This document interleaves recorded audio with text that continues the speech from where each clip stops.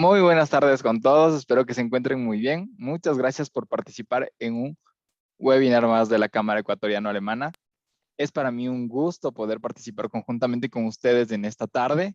Mi nombre es Galo Borja, soy el responsable de socios de la Cámara Ecuatoriano-Alemana. Agradezco a todas las personas que se han dado cita en esta tarde para aprovechar este webinar sobre un tema muy importante que trata sobre el fraude y la corrupción en las organizaciones. Tenemos un experto de primera, el señor Ariel Ramírez, y también tenemos al señor Edwin Chávez ya en cámaras, es de la empresa Svelten Ross Consulting, socios de la Cámara Alemana en Ecuador y también en Perú, y también vamos a agradecer en este espacio a la Cámara Peruano-Alemana por unirse a este webinar.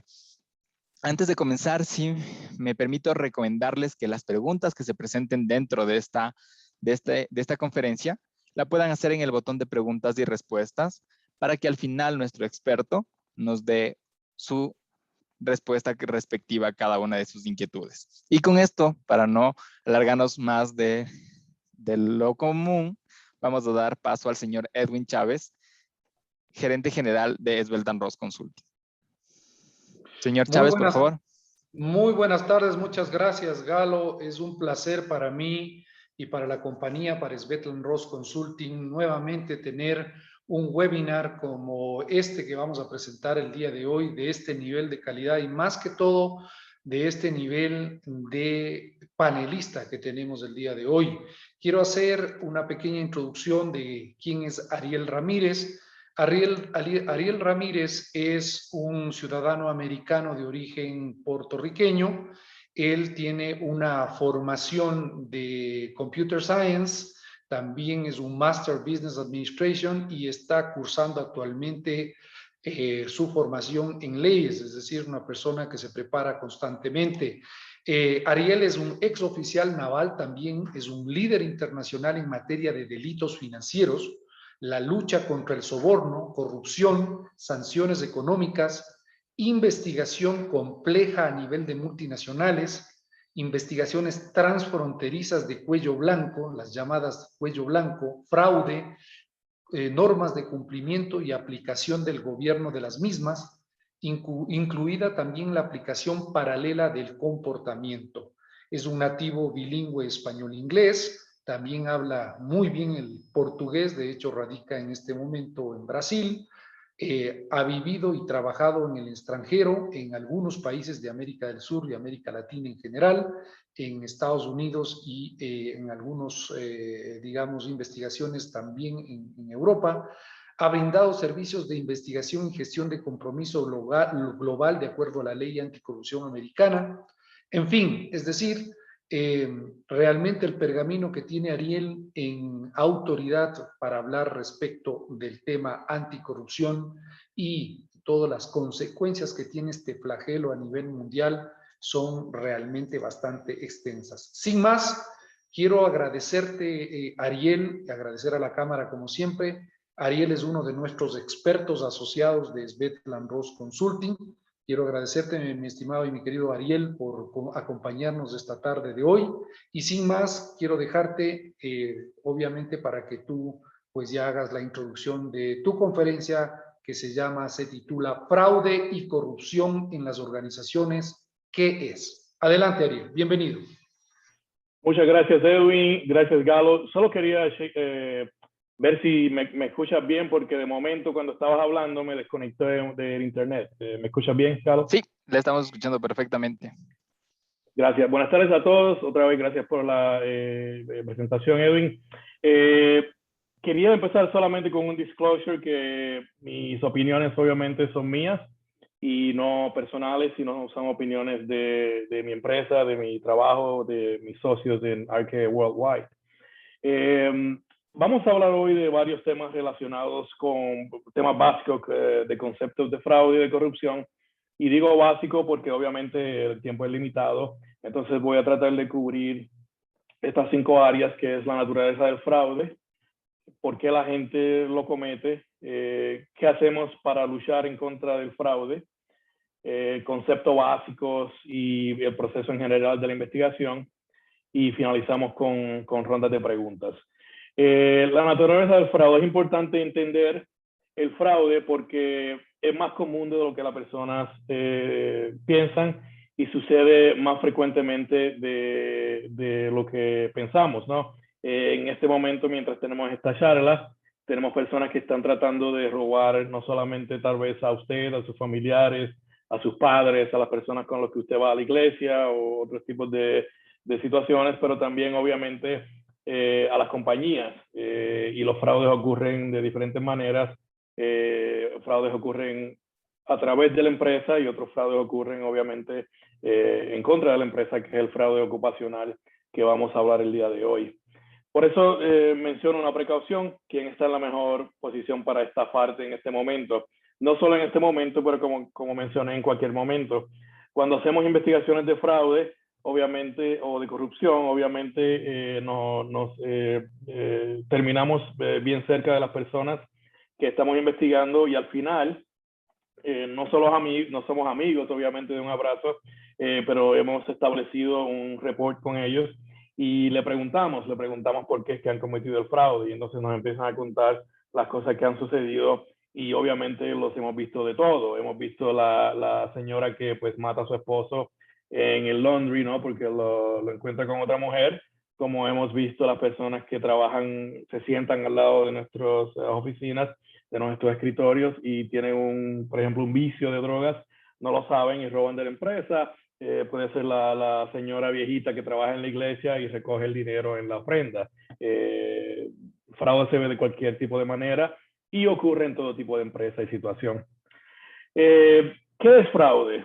Para yo ir a la corte, a un tribunal de justicia, no siendo una persona que tiene una bola de cristal, ni siendo alguien que, por ejemplo, en este momento no abogado, ni persona que soy fiscal, para poder convencer a un juez, para poder convencer a un jurado, en el caso de los Estados Unidos, donde hay jurados, porque en otros países, no solamente en Latinoamérica, pero en otras partes del mundo no existe ese concepto. Tengo que definir el fraude de siete diferentes maneras. Antes de mencionarla, menciono que para poder probar un caso en la mayoría de las cortes del mundo, tengo que probar dos cosas. Primero, que el fraude ocurrió intencional, que no fue un error de contabilidad o fue un error que se cometió. Y segundo, tengo que probar que hubo algún tipo de víctima.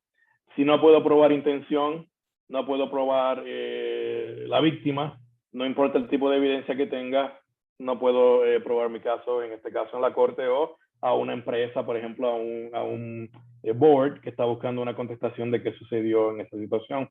Primero es una representación. Si voy al banco hoy, saco un rifle y le digo a ellos que me den el dinero detrás de la caja fuerte, eso no es un fraude, ¿no? Eso es robo a mano armada. Fraude es donde yo represento, por ejemplo, a mi jefe, me voy a un viaje de negocios, regreso del viaje de negocios, por ejemplo, trabajo para Edwin, voy a Estados Unidos, vuelvo a Ecuador y le entrego un reporte de gastos, ¿no? Es un fraude bastante estúpido y básico, pero que pasa bastante frecuentemente. Ese reporte de gastos tiene recibos que no tienen que ver con el viaje, o tienen que ver con situaciones que jamás en la vida debían haber sido sometidas para reembolso. Eso es una representación. Voy a un banco, pido un préstamo para una casa, por una tarjeta de crédito, y uso documentos falsos. Me gano $100,000 al año, pero digo que me gano 200,000. Los informes, ¿no?, que uso, la documentación para apoyar a mi aplicación, son documentos falsos. Entonces, eso es una representación. Y firmo mi nombre, ¿no? Segundo, es obviamente falso. Tercero, es un punto que es material. Para empresas grandes, por ejemplo, donde Edwin y yo trabajamos antes, empresas las más grandes del mundo, ¿no?, como Siemens, un fraude tal vez de 5, 10, 15 millones de dólares relativamente no es un punto material, pero un fraude, por ejemplo, de $25,000 a un negocio familiar, a una empresa pequeña, sí es material. Entonces, materialidad es relacionada, uno, con el tamaño, obviamente, de la organización, y dos, en el concepto legal de la empresa, si es una empresa, por ejemplo, pública versus una empresa privada, porque las empresas públicas obviamente tienen unas reglas que son diferentes en temas de investigación y de reporte. Tiene que ser, como mencioné, algo intencional. Entonces la mayoría de las personas se preguntan, Ariel, si no eres psiquiatra, psicólogo, si no eres una persona que ves, ¿no? Con una bola de cristal, ¿cómo determinas, cómo pruebas que fue intencionalmente? Eso se hace con evidencia, ¿no? Recolectando evidencia, estudiándola, analizándola, entrevistando a personas, poniéndolo todo junto y finalizando, si es posible, con una entrevista donde estás tan preparado, donde sabes la contestación de casi todas las preguntas, que te reúnes con la persona y cuando le presentas la evidencia, es simplemente imposible negarlo. Y en la mayoría de los casos, cuando estás bien preparado, puedes obtener algún tipo de confesión de qué fue lo que sucedió. Es una representación que es creída por la persona que es víctima. Entonces la persona obviamente se convierte en una víctima y tiene algún tipo de daño típicamente financiero, aunque hay algunos fraudes que no es necesariamente totalmente una pérdida de dinero. Pueden haber otras pérdidas también que se prueban para que la persona sea procesada. Unas estadísticas interesantes que salen a cada 2 años por la Asociación de Examinadores de Fraude comparado con el Producto Bruto Global, básicamente diciendo que el impacto estimado, ¿no?, que se sabe del fraude mundialmente es 3.5 trillones de dólares. Obviamente esto es solamente un análisis que se hace científico por reportes que han hecho personas que son certificadas en fraude, ¿no?, los que se llaman los CFEs, pero la mayoría de las personas que estudian la teoría del fraude entienden que es mucho más grande que eso. Si piensan a ver los casos más grandes que se han investigado en la historia de la corrupción, de los sobornos, de los valijeros y de todas esas cosas, el impacto es obviamente, no tiene que ser científico para saber que es más grande. Cuando hablamos de fraude ocupacional, tenemos 2 áreas. Fraude que se comete en contra de una organización, ya sea una empresa, una compañía, sea una firma, sea una agencia de gobierno, o es cometida por la organización.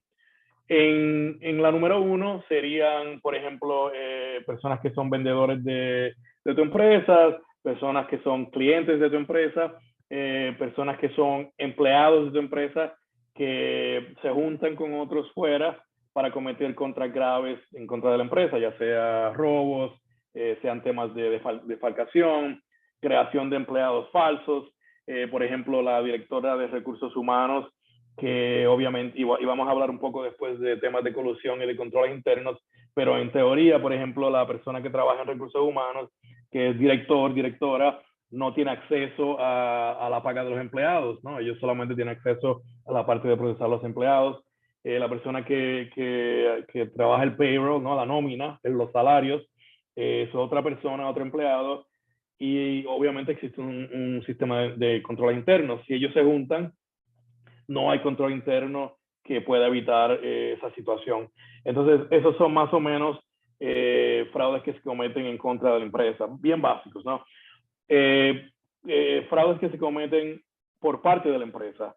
Hay muchos casos que me imagino que las personas laymen, ¿no?, que no conocen mucho del tema de corrupción y de fraude, los conocen, como el caso de las empresas, por ejemplo, de Petrobras, de Odebrecht, de Braskem, empresas, ¿no?, de Latinoamérica, muchos casos grandes de Norteamérica, como el caso de MCI WorldCom, el caso de Verizon y el caso de otras empresas donde ha sido a nombre de la organización. ¿Qué es? Mayormente es corrupción. Quieres contratar, quieres venderle al gobierno, por ejemplo, un tren que corre no sé, de Colombia a Brasil. Es un tren que el costo va a ser billonario, es un proyecto de muchos años, y las personas que están envueltas en la construcción del tren, parte de su salario es recibido por el suceso del proyecto. Entonces ellos pues mueven números en contra obviamente de la empresa para recibir mejores pagos. Otro sería, que es el más frecuente, es el pago de los sobornos. El pago de los sobornos se hace de diferentes maneras. En una parte fácil es una persona que va con una maleta, ¿no? Le llaman diferentes nombres en Latinoamérica, una maleta, una valija llena de dinero, y literalmente cruza la frontera o el aeropuerto, y sabe que ya han estudiado la seguridad de ese país y es difícil que te detengan. Por ejemplo, ha pasado mucho en Argentina, donde ese tipo de fraude, básicamente cargando millones de dólares en una maleta, ha sucedido. A través de la empresa se puede hacer de otras maneras, por ejemplo, obviamente alterando documentos internos, alterando invoices, ¿no? Donde te facturan a tu empresa y estás en conexión con la persona que está recibiendo la cuenta, y se hace de esa manera. Otra manera que se hace, que es casi increíble de creer, desafortunadamente a través de abogados. ¿Por qué? Porque los abogados en la mayoría de los países tienen secreto, lo que se llama el secreto cliente-abogado, y usan a veces, ¿no? Ese tipo de secreto de protección para pagar sobornos o hacer cosas ilícitas a nombre de la empresa y no ser detectados. La verdad del día, al final del caso, si es un fraude que tiene que ver con contabilidad, siempre vas a ser pegado, ¿no? Ya sea hoy, mañana, en un año, en 10 años, porque el sistema de contabilidad obviamente tiene dos entradas. Entonces, solo lo puedes mover por cierto tiempo. Tres tipos entre esos fraudes que mencioné, se dividen casi siempre en tres. Uno de ellos es la malversación de activos, que es el fraude más común. Es básicamente robo de dinero en cash. Por ejemplo, si tienes cash que se mantiene en la oficina, desvías cheques, desvías dinero a través de cuentas, robas cosas que no te pertenecen, y eso puede ser cosas básicas como computadoras, laptops, equipo, ¿no? Tecnológico de tu compañía, como cosas más serias. Por ejemplo, eres el CEO, te vas de un viaje a Europa, tu compañía tiene acceso a aviones corporativos. En tu caso, tu contrato no permite eso, ¿no? No tienes permiso, pero tú con tu poder te montas en el avión, lo usas para algo personal y no reportas que lo usaste, obviamente no pagas impuestos. Eso es un tipo de malversación de activos. Es el fraude más común, pero es el fraude que generalmente tiene el menos impacto en la compañía. ¿Por qué? Porque pasa muy frecuente, pero el impacto de lo que te puedes robar es menor. El segundo área, que fue el que mencioné, es el área de corrupción. Y entre el área de la corrupción no es solamente pagar dinero, pero puede ser también, por ejemplo, pagar sobornos en otro tipo de situación. Por ejemplo, y ha sucedido, ¿no? En casos, tú no quieres recibir dinero, pero, por ejemplo, tu hija se va a casar, vives no sé, en Ecuador, tu hija se va a casar en Inglaterra, quiere tener una luna de miel en Dubái, quiere un avión privado en primera clase y quiere quedarse en los mejores hoteles y quiere tener una luna de miel y llevar a todos sus amigos. No sé, la cuenta total vale $1 millón. Ha sucedido donde las personas le han dicho a otros, mira, si mi hija se va a casar, si podemos tramitar todos estos pagos, ¿no? Del avión, de la boda, de la comida, de todo lo que va a suceder del hotel a través de tu empresa, de tu oficina de viajes, yo te ayudo, ¿no? A empujo el contrato a nombre tuyo. En este caso, obviamente, sería otra empresa que está tratando de hacer negocios con ellos. Ha sucedido en casos que he investigado, donde, por ejemplo, la compañía donde trabajaba, ella quiere conseguir un contrato con, por ejemplo, un gobierno,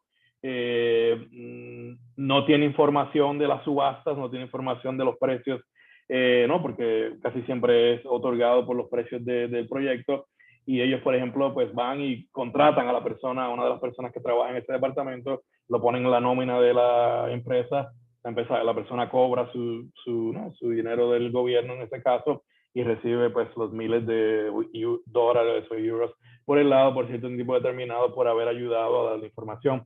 Este es otro tipo, y también tenemos otra cosa como el chantaje, el blackmail, todo eso va debajo de la corrupción. Y finalmente, estados financieros, que es el tipo de fraude ocupacional que menos ocurre, pero es el que tiene el más impacto, porque si, por ejemplo, un CFO se une con un CEO y los dos tienen colusión para tomar algún tipo de decisión errada, no ilícita en contra de la empresa, solo con firmar un papel o apretar un botón, pues se pueden robar mucho dinero más que malversación de activos, que es más frecuente. También obviamente, para poder robar, para poder hacer cosas erradas, ilícitas, a través de estados financieros fraudulentos, tienes que ser una persona técnica.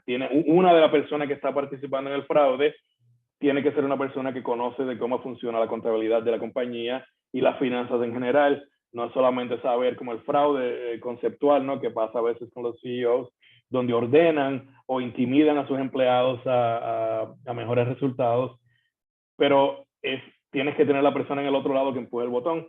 El caso principal que se habla mucho de eso fue el de WorldCom, con el señor Bernie Ebbers, ¿no? Que era el CEO, y él pues todo el tiempo se declaró inocente, y él dijo que él nunca dio ningún tipo de orden en el superfraude billonario, o sea, la bancarrota más grande del mundo hasta ese momento fue ese caso, y él dijo, yo solamente ordené a mis empleados a buscar maneras de mejorar la empresa, no ordené ningún tipo de fraude, y él alegaba que había sido su CFO, ¿no? Que era su departamento de contabilidad. Bueno, en este caso, pues obviamente los de contabilidad se declararon culpables, le hicieron la cama, ¿no? Como dicen, al señor del CEO, y él fue a la cárcel, bueno, le dieron una sentencia de 25 años y murió recientemente, murió el año pasado. Estaba de mal salud, pero todos los que cometieron el fraude con él, que fueron los que tramitaron, ¿no? Las transacciones, ninguno fue a la cárcel por mucho tiempo. Entonces, esos son los tres importantes, y es importante entenderlo mientras se va dividiendo, ¿no? Los esquemas de corrupción. Entonces, el último concepto en esta área es entender que el fraude se puede investigar en dos tipos de áreas. Uno es el área criminal, ¿no? En algunos países en Latinoamérica se conoce como el Código Penal, la ley criminal. Entonces el otro es el Código Civil. La diferencia es grande, ¿no? Cuando estás investigando a alguien en el área criminal, lo haces con el propósito de que la persona vaya a la cárcel, o que la persona tenga multas que son en probatoria, o cosas donde vas a restringir la libertad de la persona. Muy difícil hacer ese tipo de caso en la corte, especialmente en Latinoamérica. Yo he investigado, he hecho más de 3.000 investigaciones en total, ya casi 3.500, y las he hecho en más de 100 países. Y puedo decir que en Latinoamérica, por ejemplo, es uno de los continentes que es más difícil probar en un lugar criminal un caso de fraude, ¿no? Porque el mismo proceso casi siempre él incluye corrupción. En lugares donde tienen leyes que son más limpias, por ejemplo en el Reino Unido, en Estados Unidos, en Canadá, como quiera es difícil probarlo. En el caso de Estados Unidos, para poder probar un caso criminal de fraude en contra de una persona, no solo tienes que tener la evidencia, pero tienes que tener también 12 personas en un jurado, ¿no? El jury, que decida que todos están de acuerdo que es verdad. O sea, yo voy como investigador, estoy un año investigando, llevo todas las pruebas a la corte, presento mi caso, y el panel de 12 personas tiene que estar de acuerdo. Si no lo están, la persona sale absuelta, ¿no? Que se llama. En Estados Unidos es interesante también porque tiene un concepto que se llama, de verdad no sé cómo se llama en español, en inglés se llama double jeopardy, que significa que una vez vas a la corte, a un tribunal de justicia, y te encuentran inocente, no pueden llevarte a la corte otra vez por ese mismo caso. Entonces, si eras culpable, pero saliste inocente, no te pueden acusar otra vez. El caso más famoso del mundo de eso, para los que siguen en Estados Unidos, es el de O.J. Simpson, ¿no? Que él salió inocente del primer caso criminal cuando todas las personas pues, pensaban que él sí lo había cometido. Lo menciono porque no es diferente al fraude, es el mismo tipo de ley. La otra manera es el Código Civil, que es en sí donde es todo en contra de buscar bienes en contra de las personas. Investigamos, decidimos que no tenemos evidencia suficiente para convencer a un jurado o llevar el caso a la corte, o hay otros riesgos que las empresas, no, las compañías no quieren tener en un caso criminal criminal o penal, se van entonces en el Código Civil. La idea es que recuperar activos, recuperar dinero, demandar, procesar a la persona en un tribunal de justicia para recibir esos bienes de ellos, que a veces se puede hacer, a veces no, porque obviamente los que cometen fraudes saben mover dinero y ocultarlo mejor que las personas que están investigando.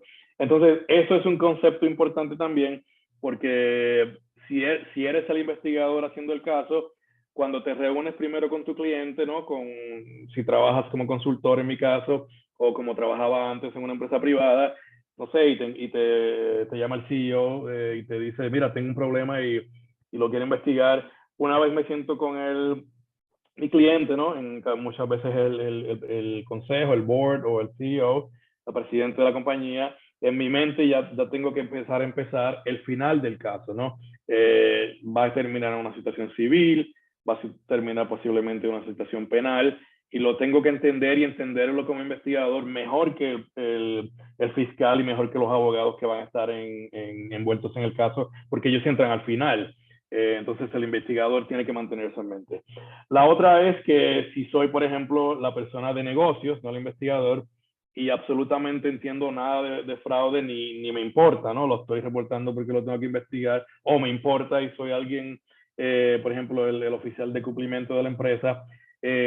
No importa cómo sea, también es importante para ellos, porque si es, por ejemplo, una empresa pública, tienen situaciones que los pueden afectar. Sobornos, por ejemplo, pagados bajo la ley en contra de corrupción de Estados Unidos, que se llama la ley FCPA, ¿no? En inglés, que es bien conocida, que ya existe similares leyes como esas en otros países. En el Reino Unido tienen el UKBA, en Colombia tienen el Colombia Anti-Bribery Statute, y en diferentes países han hecho leyes similares que básicamente prohíben el pago, el ofrecimiento o el recibimiento de sobornos. En el tema, es un tema bien complejo, ¿no? Esto es un tema de una charla extensa, pero por ejemplo en la ley de FCPA americana tiene más o menos dos áreas importantes. Una es el área de que tienes que mantener libros contables correctos, y el otra es una provisión de que no puedes pagar sobornos. Pero no aplica a todas las empresas, o sea, y no aplica a todas las personas. Tienes que tener ciertas especificaciones para que te aplique a ti. Unas aplican a empresas públicas, otras a empresas privadas. Tienes que ser americano, tienes que ser un agente de Estados Unidos, y no importa en qué país estés localizado, si ellos pueden probar ese tipo de conexión. Por eso han visto, a veces las personas no entienden, por ejemplo, dicen, pues Ariel, no entiendo, hubo un fraude grande en Brasil, ¿no? El fraude grande de Petrobras, el caso Lavallato, como se conoce. Lavallato es car wash, ¿no? En inglés, donde se lavan los carros.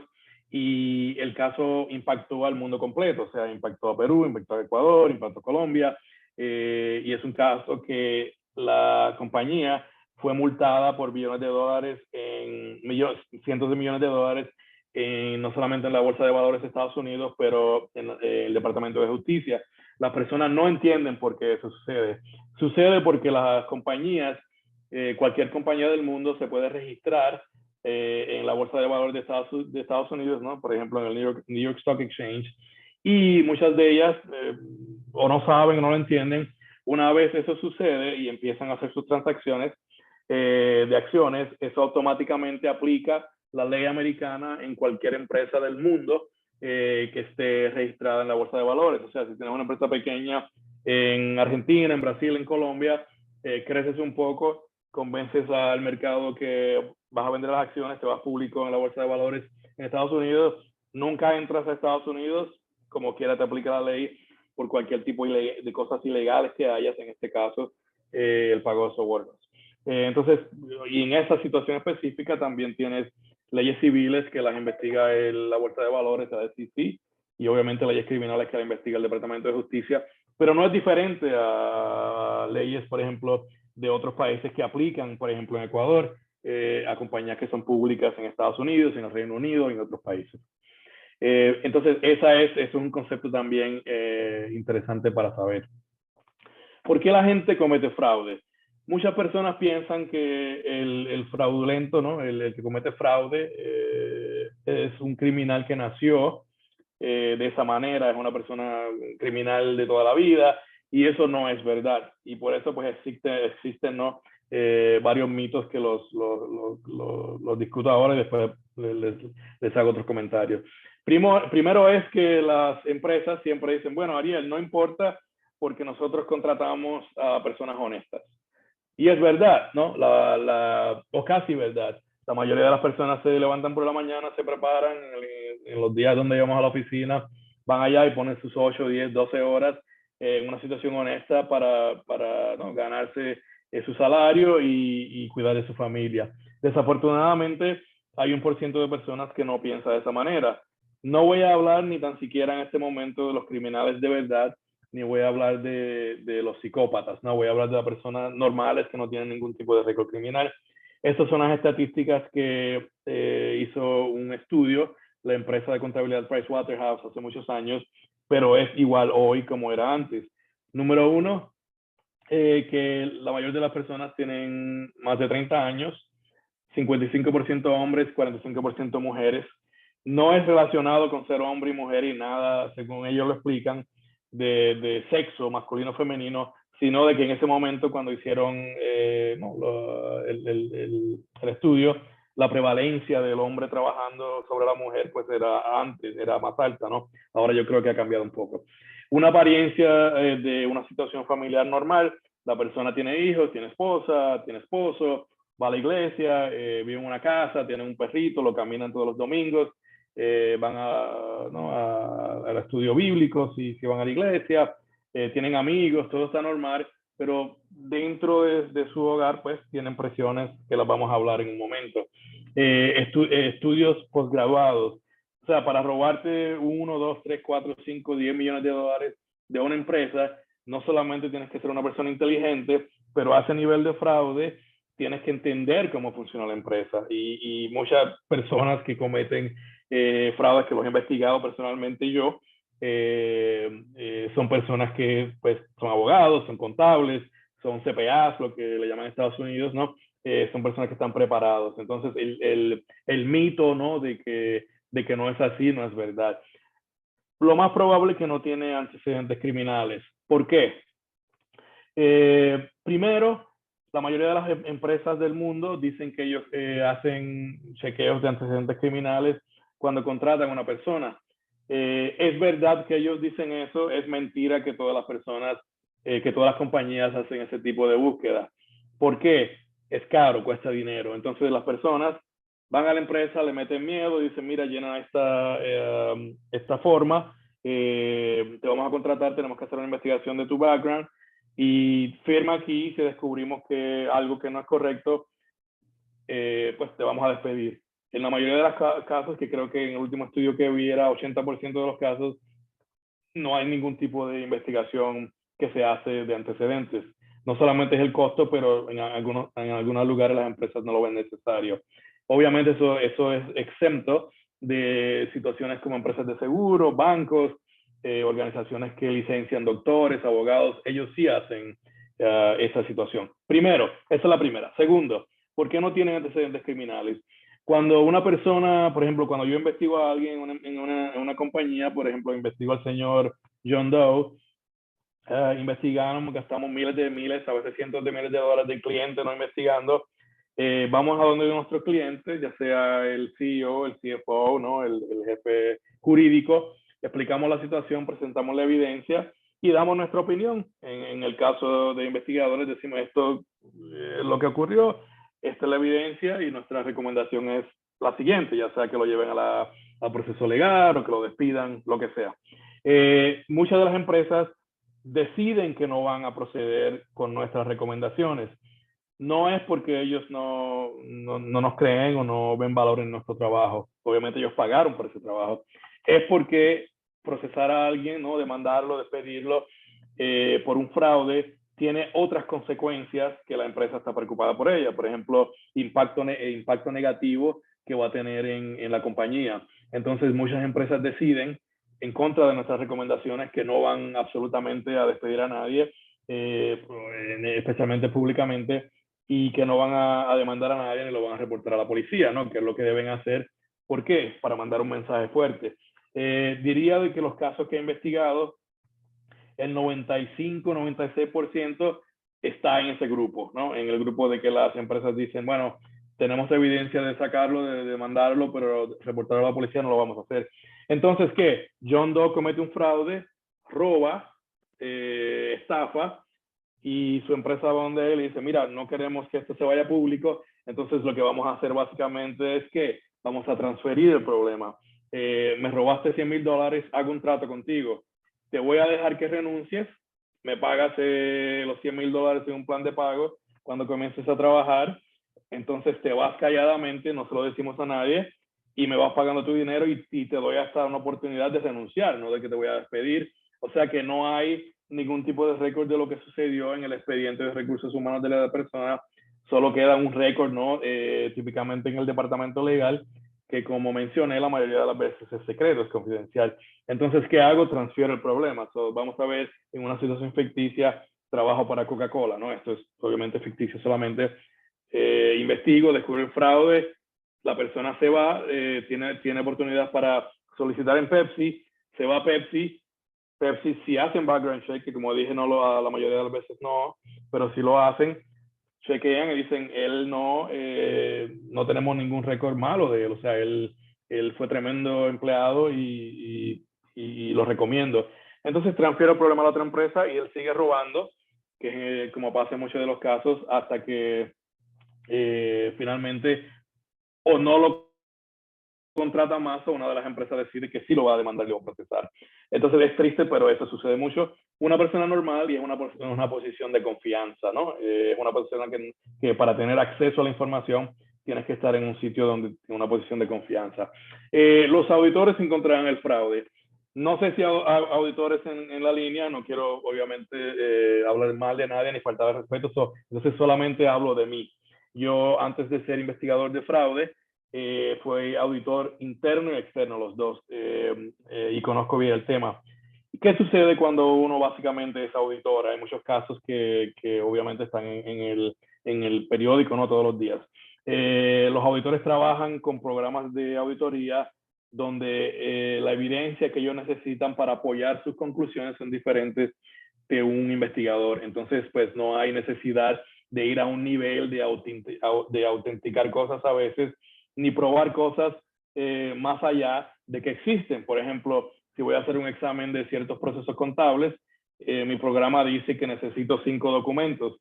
Yo voy donde mi cliente, ¿no? El departamento de contabilidad, pido los documentos, ellos me los entregan, lo veo, marco los círculos y digo ya, los tengo y me muevo a mi otra auditoría, a mi otro proceso, mi otro programa. ¿Por qué? Porque hay escaso de dinero, hay escaso de tiempo. Desafortunadamente es la manera que no solamente que se trabaja, que trabajaba yo y he trabajado para 3 empresas Big Four de contabilidad en esa área. No siempre ocurre, pero ocurre la mayoría de las veces. Entonces, el investigador forense, por ejemplo, el auditor forense no trabaja de esa manera. Él no acepta ningún tipo de documento en face value, ¿no? Yo lo acepto y lo veo, pero antes de concluir si es un documento válido, por ejemplo, yo lo analizo de todas partes, del papel donde está, la hora de que se preparó, el lugar, la fecha, la manera que aparecen los números y todo. Entonces es casi increíble, ¿no? No se puede creer que es el trabajo de los auditores externos en encontrar un fraude en una compañía. Le pongo aquí y no lo voy a leer todos, obviamente, porque tenemos tiempo limitado, nos quedan creo como 20 minutos. Estas son las diferencias más o menos más importantes entre una auditoría, ¿no? Y un examen forense, que es más conocido como una investigación. Por ejemplo, alcance es específico en un área de auditoría y mayormente las personas que estás auditando fueron auditores. Son contables, son personas obviamente de financieros y entienden el tema muchas veces mejor que tú. O sea, si voy a donde una compañía a auditar y estoy hablando directamente con el director de contabilidad, con el CFO de la compañía, hay una posibilidad alta que él tenía mi trabajo hace 20 años atrás. Entonces conoce mejor que yo no solo cómo trabajo, pero qué documentos puedo manipular para que la auditoría se vea mejor. En el área, obviamente, de investigaciones forenses, no hay nada en el papel. O sea, el alcance es lo que yo determine que tiene que estar en el papel después que me reúna con mi cliente, con el CEO, el presidente, el que sea, para determinar qué necesito para probar el objetivo, que es en el caso de una auditoría es solo una opinión, donde se dice, creo que basado en el examen limitado que hice, a la empresa que me paga por hacer la auditoría y tomar las conclusiones, creo que sí que es correcto. En el área de investigaciones no es eso. O sea, si necesito una página o 1000 páginas para determinar la intención del individuo, porque ahí veo si es algún tipo de fraude o solamente es un error.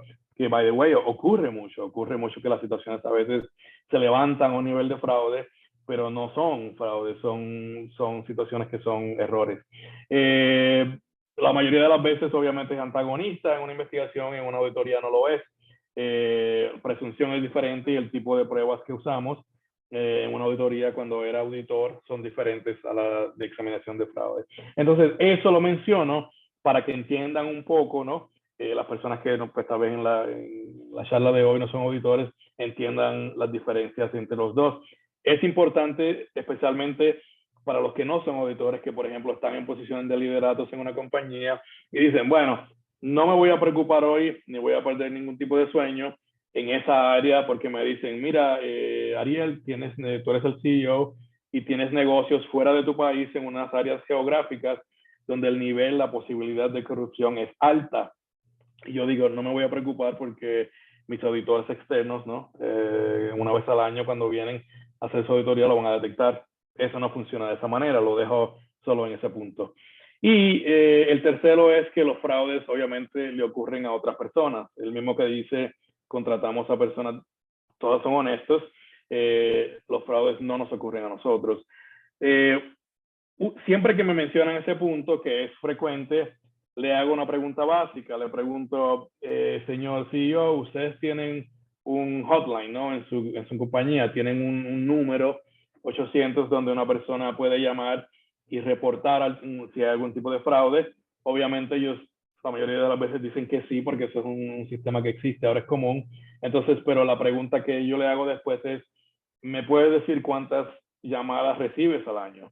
Y la mayoría de las veces te dicen, mira, Ariel, aquí no hay fraude porque yo no recibo ninguna llamada. Obviamente, eso no es bueno, eso es al revés.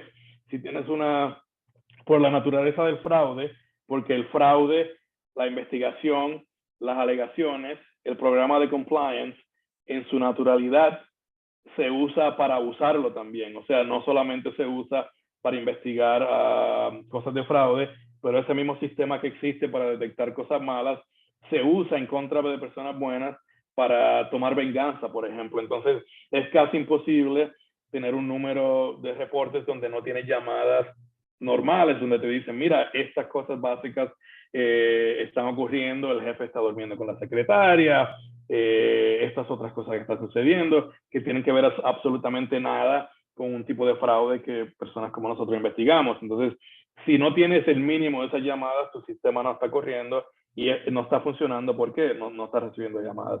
Entonces, el fraude, créanmelo, ocurre en 100% de las compañías. No hay empresa, compañía, organización en el mundo que no tiene algún tipo de situación que no envuelve algún tipo de problema de fraude, de corrupción, de controles internos que no están funcionando. Teoría del fraude, 3 cosas rápidas en el área de fraude. Número 1, los expertos de la teoría, ¿no? Que escriben en los libros de fraude, dicen que tienes que tener una combinación. La primera es que tienes que tener la habilidad de racionalizar.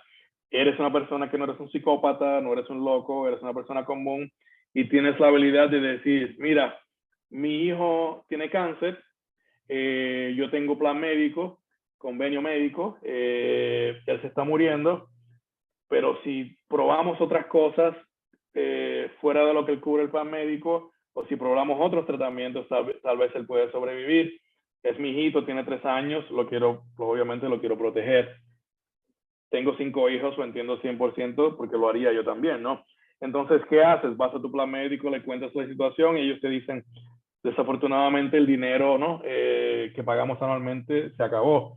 No hay más dinero para cubrir a tu hijo. Entonces, la persona, y he tenido casos así, donde ha dicho, pues no sé qué hacer, dejo a mi hijo morir o de alguna manera consigo el dinero. Entonces, en el caso de los casos que he investigado, la persona ha dicho, voy a conseguir el dinero y me lo voy a robar de la compañía.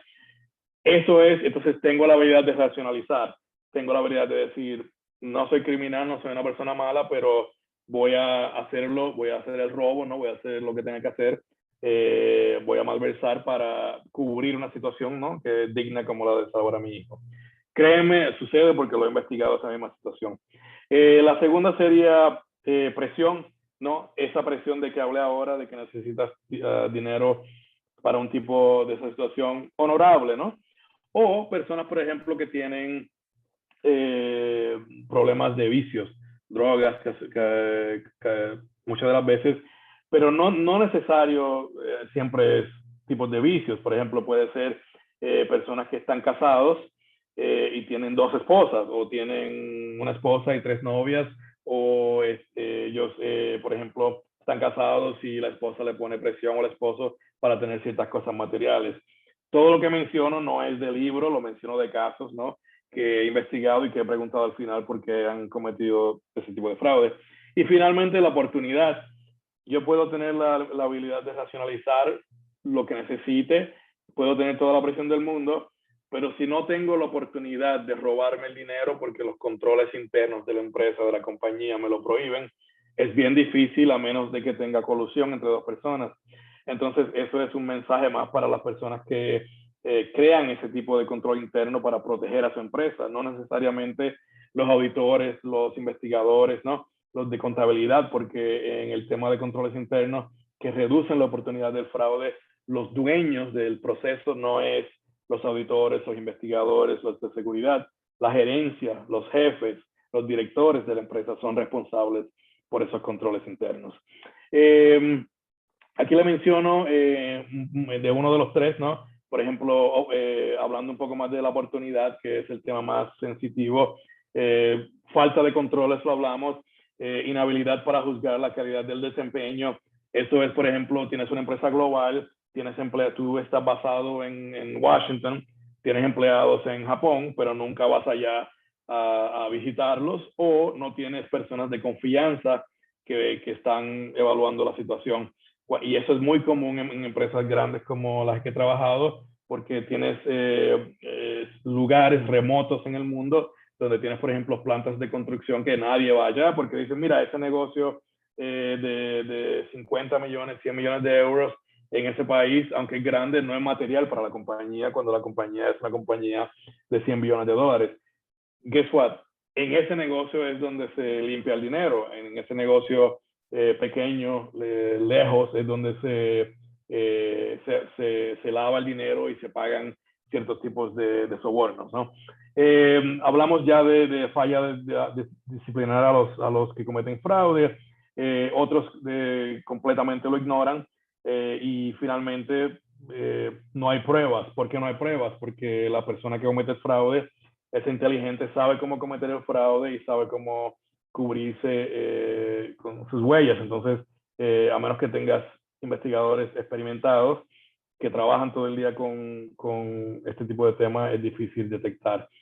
Colusión es importante entender, hablé de eso antes, o sea, si tienes 2 personas que se juntan para hacer un paso, ¿no?, al sistema de controles internos de una compañía, puede ser el mejor investigador del mundo, puede ser Sherlock Holmes, y si no entiendes cómo colusión puede suceder entre 2 personas, y sucede muy frecuente, entonces sistemas de controles internos pues no funcionan.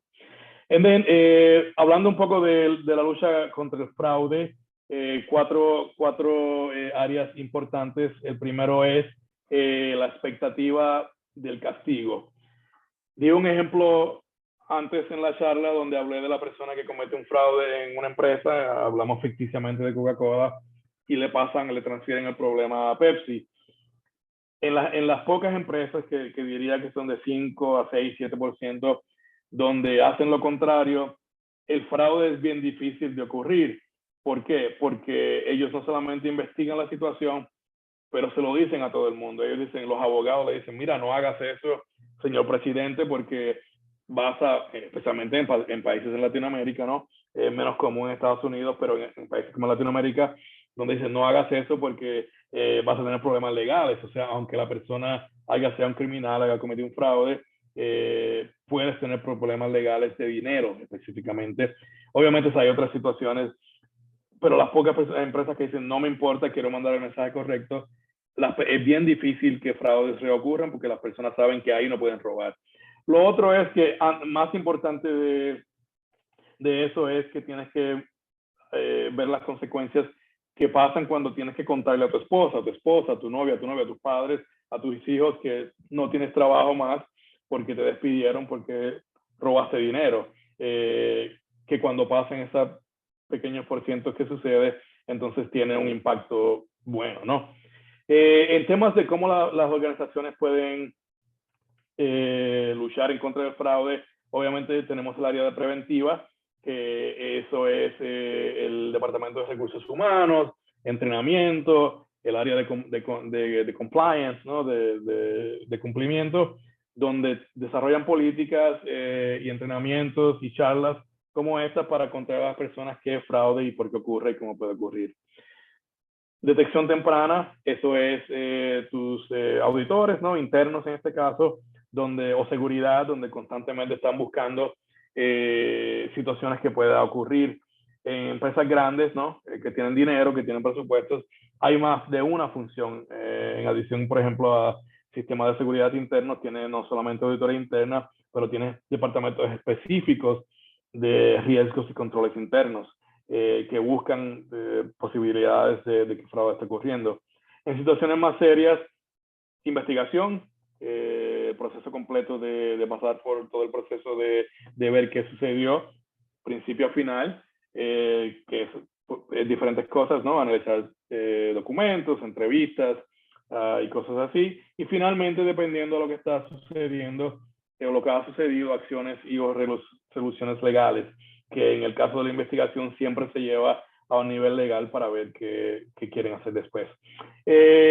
Otro punto importante que es que la fuente número uno de las acusaciones no es ninguno de esos departamentos como muchas de las personas piensan, sino es sugerencias y quejas que se hace a través de canales de reportes, como mencioné, puede ser email, puede ser plataformas en la web, puede ser números que las personas llaman anónimamente o con su nombre reportan situaciones que ellos han sido testigos.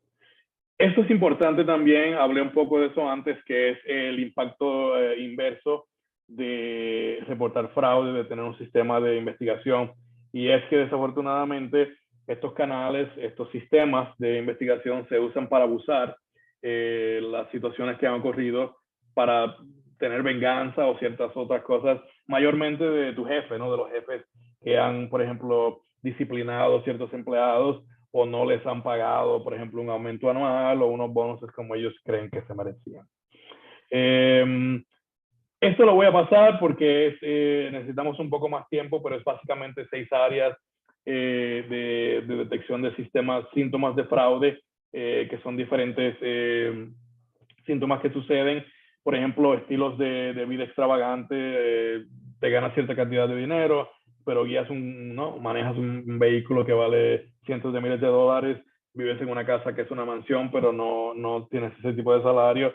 No significa que es un fraude que ocurrió, pero significa que alguien debería echar un ojo a ver qué es lo que sucedió. ¿Cómo es posible de que una persona que gana cierta cantidad de dinero vive de esa manera, viaja de esa manera y tiene esos tipos de bienes naturales? Puede ser que estás casado tal vez con un millonario, te ganaste la lotería, o puede ser que estás robando. La única manera de saberlo es si se hace algún tipo de investigación.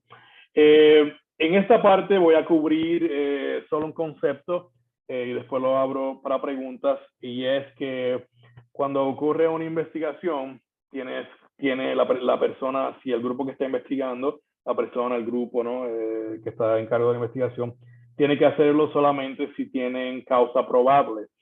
Causa probable es cuando la totalidad de las circunstancias, ¿no? De lo que ha sucedido en una balanza de probabilidad dice que es más posible de que no, obviamente porque no podemos probar algo que es negativo, pero en una balanza de probabilidades es más probable que no de que un fraude está ocurriendo por las situaciones y los síntomas de las cosas que se han reportado o que se han detectado. Edwin y Galo, creo que es todo lo que tenemos tiempo para hoy. Estamos casi en la hora.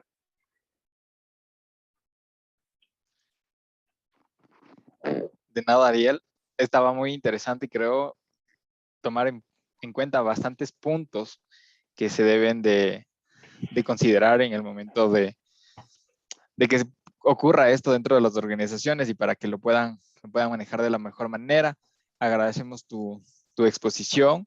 Igualmente tenemos varias preguntas, así que vamos a proceder a ellas en un lapso de 10 minutos más. Vamos a darnos 10 minutos para poder responder a estas preguntas y al final nos despedimos. ¿Les parece bien? Sí, solo para mencionarle que yo tengo tiempo más de 10 minutos si quieres, no tengo problema. ¿Okay? Claro, bueno, adelante. Vamos a contestar las preguntas, de ahí ya vemos la cuestión del tiempo. Okay. Sí, señor Chávez. Sí, no, adelante con las preguntas, Galo, y después al último cierro. Listo. Entonces vamos con la primera que nos dice Gianfranco.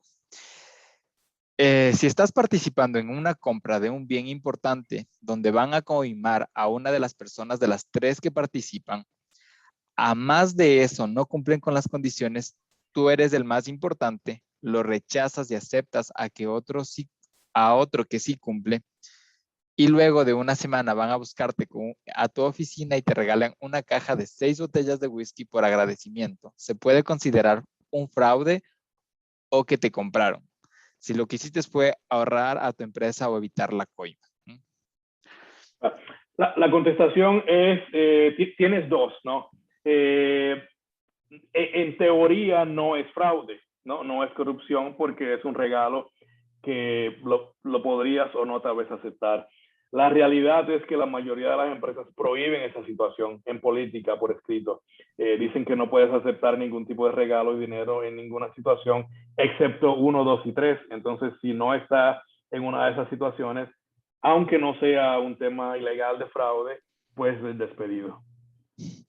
Listo. Vamos con la siguiente pregunta de Rommel Chiriboga y nos dice, Ariel, ¿cómo se correlaciona el fraude con el soborno o con el acto de sobornar?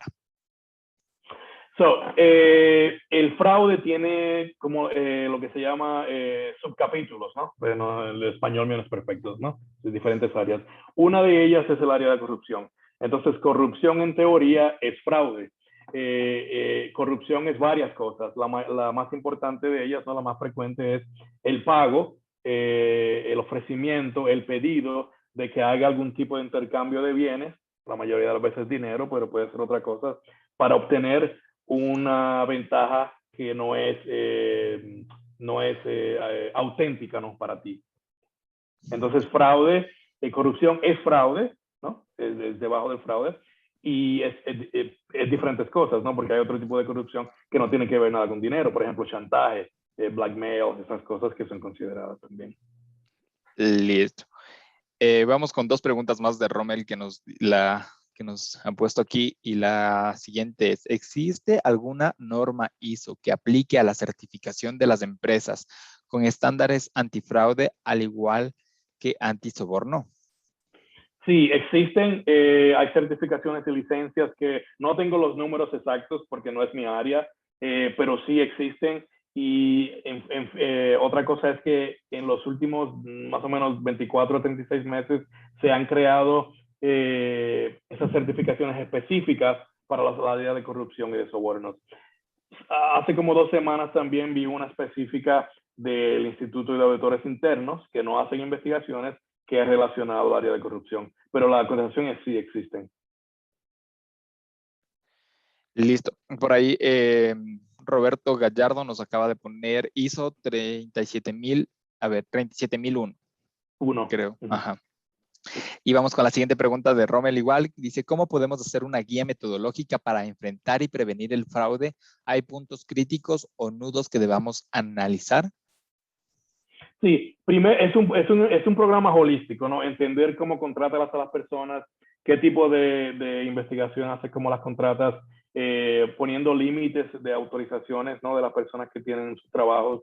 No solamente entender cuáles son los controles, pero entender que las personas entiendan sus limitaciones, ¿no? Y finalmente, cuando ocurre algo que no es correcto, tienes que enfrentarlo haciendo ya sea un tipo de revisión de controles o una investigación y llamarlo lo que es, no decir estoy haciendo una investigación, pero lo voy a llamar no sé, un estudio de otra cosa solo para mandar un mensaje positivo, cuando tal vez mandando el mensaje negativo es mejor. Listo. Aquí vamos con otra pregunta de Diego Chávez que nos dice si las empresas u organizaciones no denuncian a la fiscalía un fraude o hecho de corrupción, ¿también son corruptos? Porque podrían transferir el problema a otras entidades. Entonces, ¿qué se debe hacer desde el punto de vista de educación, cultura y de leyes? La idea que mencioné, donde 100% de las compañías se unan y tengas CEOs honestos, en este caso, por ejemplo, yo trabajé con Edwin, ¿no? En Siemens, él tenía una política fuerte, ¿no? En estos temas de investigación y de corrupción y de investigación a sus propios empleados si era necesario. Entonces, ese es el mensaje. Esa es una parte de la contestación. La otra es, han habido casos donde compañías, por lo menos en Estados Unidos, ellos han descubierto a través de sus investigaciones que esa situación ocurrió en la otra empresa. Entonces no hay ningún tipo de límite para la que la empresa segunda recibidora del que cometió el fraude demande a la empresa que lo transfiera el problema. Ok. Vamos con la siguiente de Jorge Gómez que nos dice, ¿cómo ayuda control interno a departamento de auditoría a controlar las desviaciones o filtraciones en la empresa? Bueno, los ayuda porque es un programa, ¿no? Que dice, en una compañía bien compleja, descentralizada, ¿no? Multinacional, tienes que tener un comienzo y casi siempre el comienzo en una investigación es el programa de controles internos. Cuando investigas, es lo mismo que cuando te investiga un policía o te para un policía para darte una multa, ¿no? Por velocidad. El investigador está investigando en contra de algún tipo de proceso. Entonces, si el fraude es que sucedió ABC, lo primero que yo quiero entender, no, lo primero tal vez no, pero en el proceso es cuál era el control interno que había y por qué existía, qué era lo que estaba tratando de prevenir, y entonces ahí comienza el desarrollo del programa de investigación, porque no existe, o sea, para investigador no hay nada en el papel, como en el caso de un auditor, que ya tiene un programa preestablecido. Ok.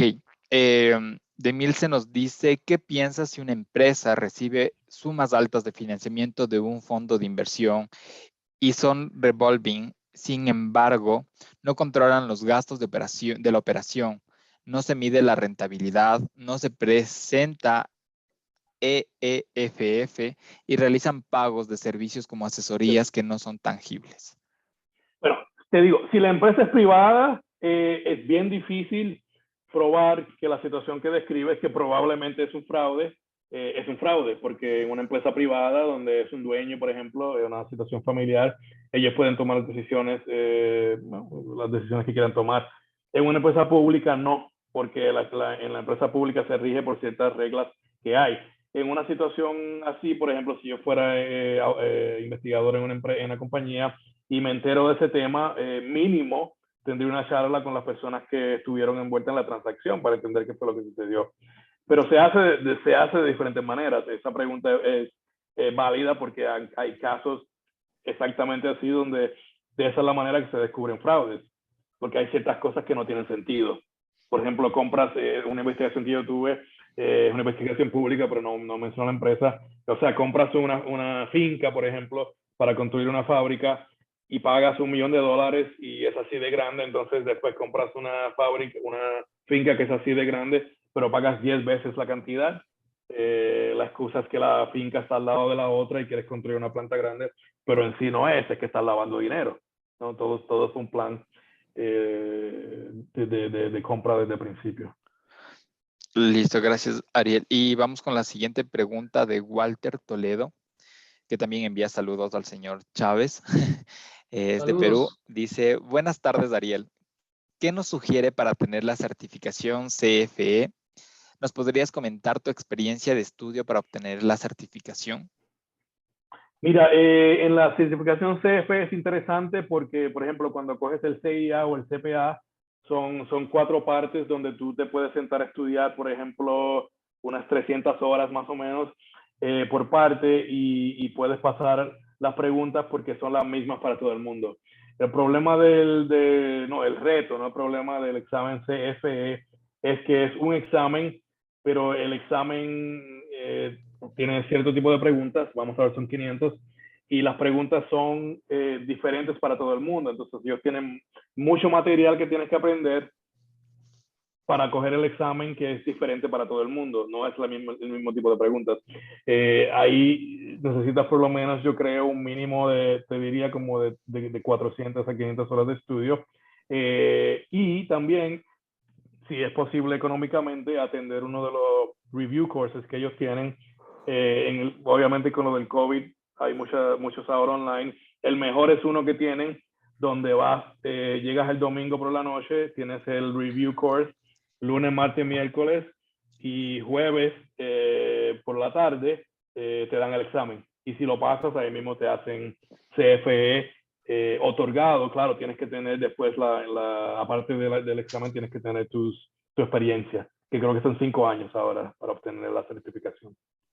Ok, listo. Vamos con la siguiente pregunta de Bolívar Venegas, que nos dice, ¿hay corrupción mutua si no se denuncia un fraude entre personas relacionadas? Y de ser así, ¿a quién hay que denunciar? Mira, no sé si la persona se refiere a personas relacionadas en un tema contable, porque eso es un concepto de contabilidad, o se está hablando en general, ¿no? Si es un tema general, no, porque nadie tiene obligación en un tema general de reportar fraude. Ahora, si estamos hablando en una transacción related person, ¿no? Que es un tema contable, sí se supone que lo hables, no solamente que lo hables, que lo reportes en los estados financieros abajo, en los footnotes. Entonces, no sé si él se refería a related persons o a personas relacionadas, ¿no? Como amigos Ok, o familiares. listo. Esas han sido las preguntas que hemos tenido en esta tarde. De igual forma, hay varios comentarios y agradecimientos dentro del chat, que también me voy a dar el tiempo de poder leerlos. Igual de Diego Chávez dice, muy interesante tu conferencia.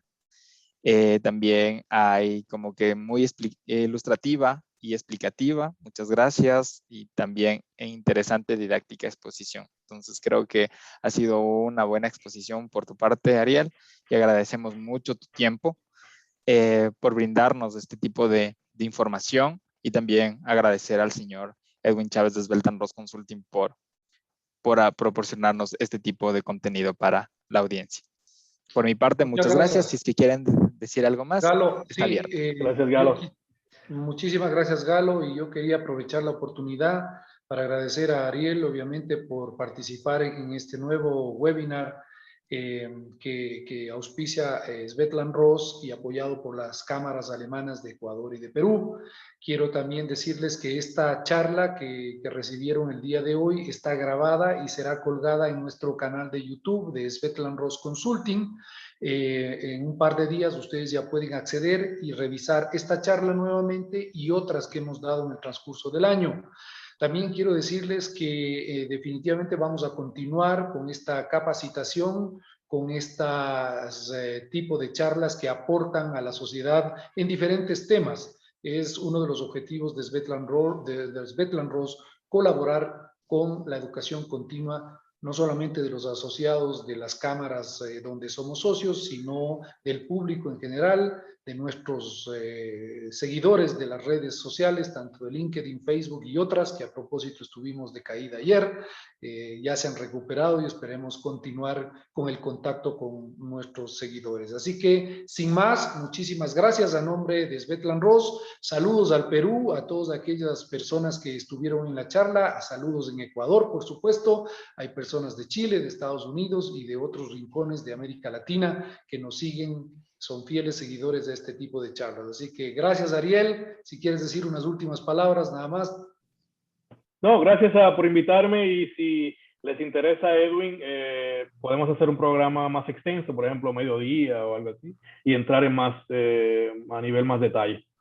Perfecto. Tienen de todos modos ustedes nuestro email.